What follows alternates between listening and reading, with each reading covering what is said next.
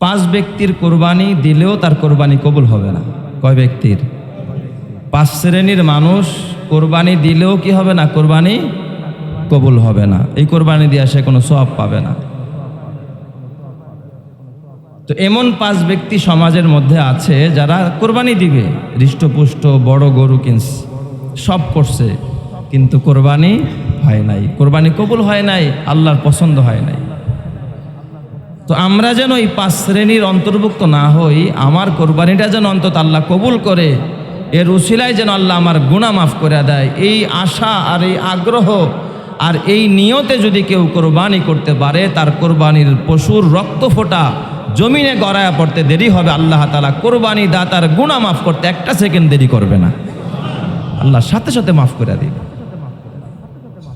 তো এমন হতভাগ্য 5 শ্রেণীর মানুষ কারা? যাদের কোরবানি কবুল হয় না, যাদের কোরবানি আল্লাহ কবুল করবে না, এরা কারা? সর্বপ্রথম ওই ব্যক্তির কোরবানি কবুল হয় না যেই ব্যক্তির নিয়তের মধ্যে গড়বড় আছে, নিয়তটা তার পরিশুদ্ধ না, নিয়তের মধ্যে ভেজাল আছে, তার কোরবানি কি হবে না? কবুল হবে না। মাত্র মেয়ে বিয়ে দিস, জামাই বাড়িতে রান পাঠাইতে হবে, অথবা যদি বিয়াই সাহেব জিজ্ঞাসা করে, বিয়াই সাহেব এবার কোরবানি কি দিতেছেন, তো চিন্তা করে, হাইরে বিয়াইরে যদি বলি বিয়াই ঠেকা ঠোকা, মেয়ে বিয়ে দেয়া একটু ঠেকা গেছি, তো এখন তো টাকা টুকা নাই, কোরবানি দিতে পারি নাই, তাইলে বিয়াইরেই বা কি জবাবটা দিব? যা কোনো রকম একটু ঠেল্লা মেলে একটা কোরবানি দেওয়া যায়, যাতে করে ইজ্জতটা বাঁচানো যায়, বিয়াইরে বলতে পারে হ্যাঁ বিয়াই গরু একটা দিছি। এই যে বিয়ের কাছে ইজ্জত বাঁচানোর জন্য সমাজের কাছে, আরে সমাজের মানুষ আমারে কি বলবে, আমি যদি একটা কোরবানি না দেই আমাকে কি বলবে, আমি তো সমাজে খাটো হয়ে যাব, নিচু হয়ে যাব, এই মানসিকতা নিয়ে, এই টেন্ডেন্সি নিয়ে যদি কেউ কোরবানি করে, কসম আল্লাহর, ওর কোরবানি আল্লাহ তাআলা কবুল তো করবেই না, এই কোরবানি দেওয়ার চাইতে না দেওয়াই ভালো। কথা ঠিক না বা ঠিক? যারা কান আছে না নাই, এই মানসিকতার মানুষ আছে না নাই? আছে, তার নিয়ত ঠিক নাই। তো এই জন্য 1 নম্বরে নিয়তকে পরিশুদ্ধ করতে হবে। কোরবানি করব বিয়ের সন্তুষ্টির জন্য না আল্লাহর? কার কাছে ইজ্জত বাঁচানোর জন্য কোরবানি করব, বিয়ের না আল্লাহর কাছে? আল্লাহর কাছে। তাই তো আল্লাহ তাআলা আমার নবীকে ডাইরেক্ট নির্দেশ দিয়েছেন, ফাসাল্লি লিরাব্বিকা ওয়ানহার। নবী আমার, ফাসাল্লি লিরাব্বিক, খবরদার নবী আমার, আপনার নামাজ হবে কিন্তু আপনার রবের জন্য। বলেন তো নামাজ হবে কার? আল্লাহর। ফাসাল্লি লিরাব্বিকা ওয়ানহার, আপনার নামাজও হবে আল্লাহর, আপনার কোরবানিও হবে একজনের। চিল্লায়া বলেন তিনি কে? আল্লাহ নবীকে ডাইরেক্ট নির্দেশ দিয়েছেন, নবী আপনার নামাজ হবে রবের, আপনার কোরবানিও হবে কার? রবের। ওয়ানহার, আপনি রবের নামে কোরবানি করেন, রবকে খুশি করার জন্য কোরবানি করেন, সমাজকে দেখানোর জন্য নয়, ইজ্জত বাঁচানোর জন্য নয়, বিয়ের কাছে বড় মুখ করে কথা বলার জন্য নয়, জামাই বাড়ি রান পাঠানোর জন্য নয়। কসম আল্লাহর, কেউ যদি আল্লাহর জন্য কোরবানি দেয়, ওর রক্ত ফোঁটা পড়তে দেরি হবে, আল্লাহ ওরে ক্ষমা করতে দেরি করবে না। এই জন্য আমরা কোরবানি করব কার জন্য? আল্লাহর জন্য কোরবানি করব। এই নিয়ত থাকলে কোরবানি দেন, এর বাহিরে অন্য নিয়ত থাকলে কোরবানি দেওয়ার দরকার নাই। তাহলে আমরা কোরবানি করব কার সন্তুষ্টির জন্য? আল্লাহর সন্তুষ্টির জন্য, বাস। 2 নম্বর, ওই ব্যক্তির কোরবানি কবুল হবে না যারা লোক দেখানোর জন্য কোরবানি দেয়। রিয়া আল্লিন্নাস, মানুষকে দেখানোর জন্য, মানুষকে দেখানোর জন্য কোরবানি দিচ্ছে। এই রকমের মানসিকতার মানুষ আমাদের সমাজে আছে না নাই? গরু একটা কিনছে সবচাইতে বড়। এই জন্য আমি বলি আমার ভাষায়, যার কোরবানির পশুটা যত বড় হয়, তার নিয়তের মধ্যে ততটা বেশি গড়বড় হয়।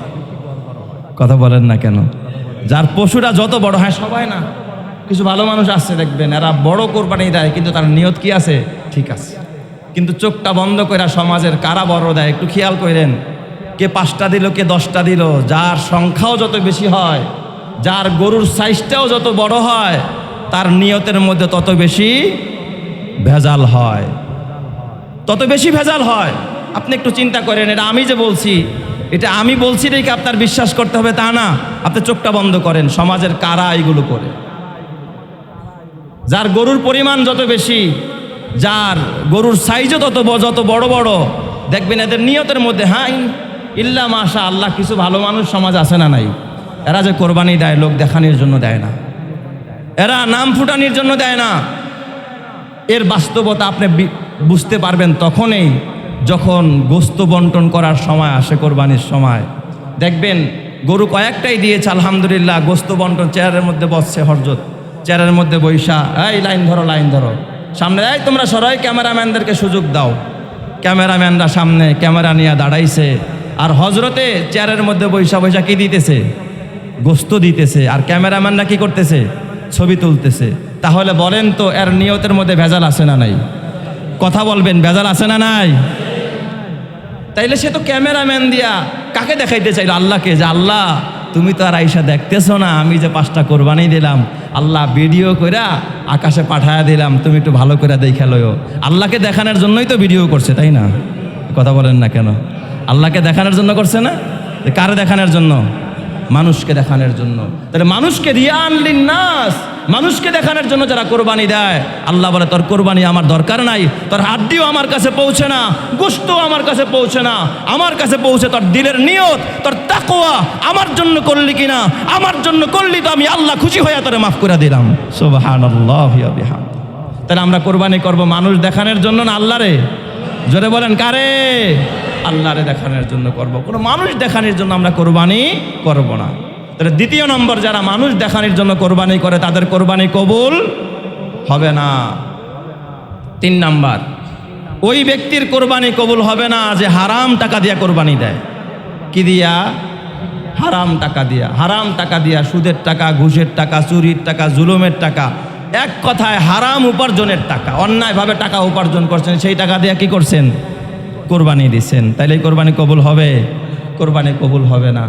একটা গল্প লেখছে এক পত্রিকার ভিতরে, যে এক বেচারায় চুরি কইরা গরু আনছে কোরবানি দিব। কি কইরা? চুরি কইরা। বউ কয়, বউ আবার একটু দিনের পথের কিছুটা বুঝ পাইছে, বউ কয়, স্বামী গো খবরদার এমন কোরবানি দিও না, তুমি চুরি কইরাই না কোরবানি দিবা, তুমি তো ডাবল মার্ডার কেসের আসামি, তুমি তো আল্লাহর কাছেও ধরা খাইবা, বান্দার কাছেও কি ধরা, আরেকজনের হক নষ্ট করতেছ। স্বামী কয়, তোর বুদ্ধি নিয়ে তার আমি চলি না, আমার মাথায় ডাবল বুদ্ধি আছে। কয় কি বুদ্ধি? কয় আমার মাথায় সেঞ্চুরি করা বুদ্ধি আছে। কয় শোন, চুরি করছি এটা একটা অপরাধ, কোরবানি দিমু এটা একটা কি সওয়াব। চুরি করছে এটা একটা অপরাধ, কোরবানি দিমু এটা কি একটা সওয়াব। তাইলে যেই পরিমাণ অপরাধ হয়েছে কোরবানি দেওয়ার কারণে, ওই পরিমাণ অপরাধ কি মাফ। মাঝখান্তন গোস্ত খামু খাও। চুরির অপরাধ তো কোরবানি দ্বারাই সেরে যাইব, মাঝখান থেকে গোস্ত খায়া নিমু ফাও। নাউজুবিল্লাহ বলেন সবাই, নাউজুবিল্লাহ। তো এই রকমের হালাল টাকা দিয়ে যদি কোরবানি না করে কেউ হারাম টাকা দিয়ে কোরবানি করে, তার কোরবানি কবুল হবে না। যত বড় সার দেন না কেন, উট কিনছেন গাবতুলি গিয়া, বিশাল বড় উট, বিশাল বড় উট কিনছেন কোরবানি দেওয়ার জন্য, বলেন তো এই রকমের সার গরু বিশাল 10 লাখ টাকা দিয়ে একটা সার কিনছেন, তাও কি কোরবানি কবুল হবে? হবে না। যদি কি হয়, উপার্জন হারাম হয়, হারাম টাকার কোরবানি কখনো কবুল হয় না। তাহলে 3 নম্বর, ওই ব্যক্তির কোরবানি কবুল হবে না যার উপার্জন কি হবে? হারাম হবে। 4 নম্বর, যেই জিনিসটা আমরা সকলেই করে থাকি, আমরা অনেকেই বুঝি না, ওই ব্যক্তির কোরবানি কবুল হবে না যেই ব্যক্তি কোরবানির পশু ক্রয়ের ক্ষেত্রে বয়সের কোনো তোয়াক্কা করে নাই। কোরবানি পশু একটা বয়স আছে, এই জিনিসটা আমরা মাথায়ও নেই না, অনেকে বুঝতেও চেষ্টা করি না।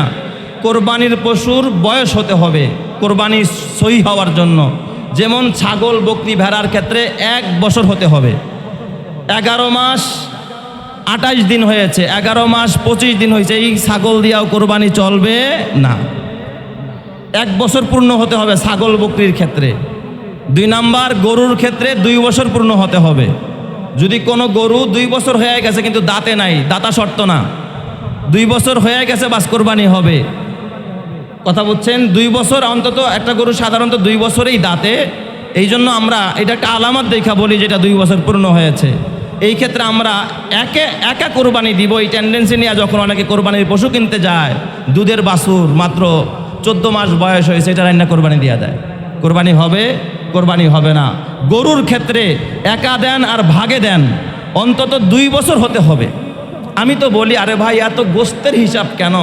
অনেক সময় দেখবেন আপনার যেই টাকা আছে ছোট গরু বড় সিং হয়ে গেছে, বয়স হয়ে গেছে, কিন্তু শরীরে কি নাই? গোস্ত নাই, এটা দিয়েও দিয়ে দেন। আপনার তো গোস্ত মাকসাদ না, আপনার উদ্দেশ্য হলো কি? বয়স হতে হবে আল্লাহর সন্তুষ্টির জন্য দিব।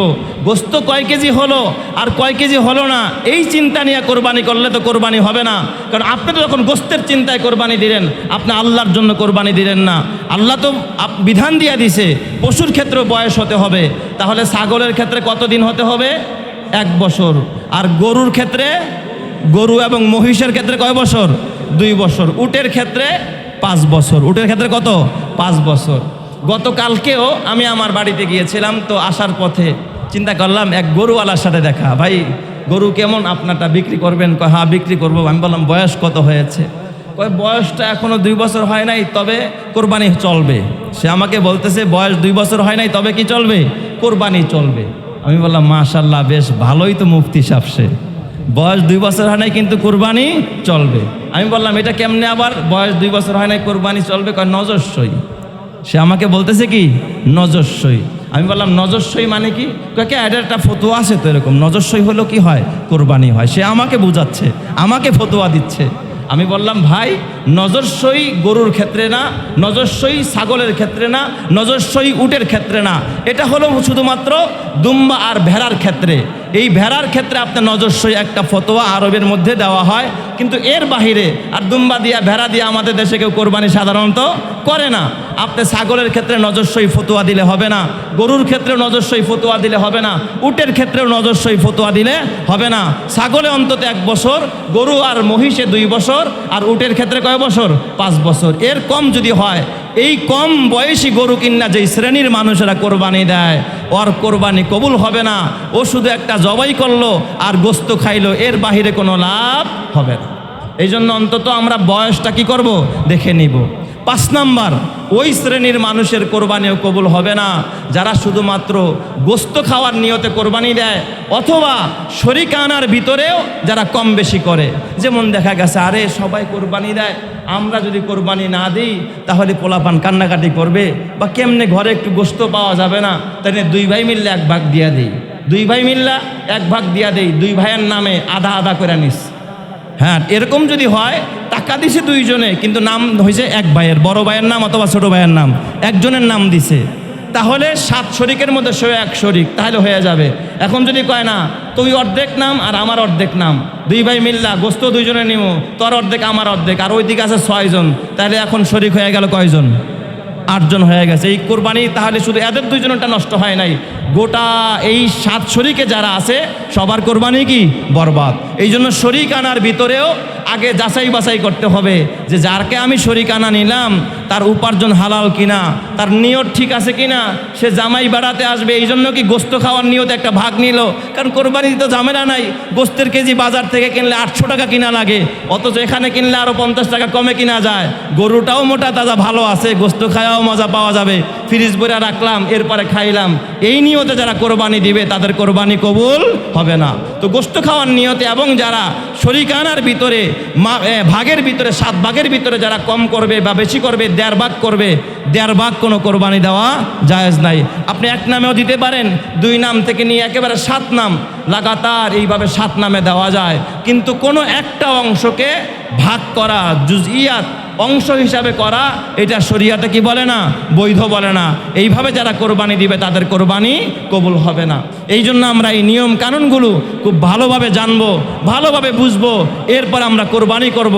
আল্লাহ আমাদের সবাইকে কবুল করুক, সকলেই বলি আমিন। আর এই নিয়তটা তখনই আসবে যদি আমার কোরবানির আসল লক্ষ্য, আসল উদ্দেশ্য কি, এটা যদি আপনার আমার ভিতরে ঢুকে। আল্লাহ তাআলার কোরআন বলে লা ইয়ানালাল্লাহু লুহুমুহা ওয়ালা দিমাউহা ওয়ালাকিন ইয়ানালুহুত তাকওয়া মিনকুম। আল্লাহ তাআলা বলেন বান্দা, তোরা যে কোরবানি দেস, কোরবানির গোশত আমার কাছে পৌঁছে না, তোর কোরবানির পশুর রক্ত আমার কাছে আসে না, তোর কোরবানির পশুর যত কোনো অংশ আছে কোনো অংশ আমার কাছে আসে না।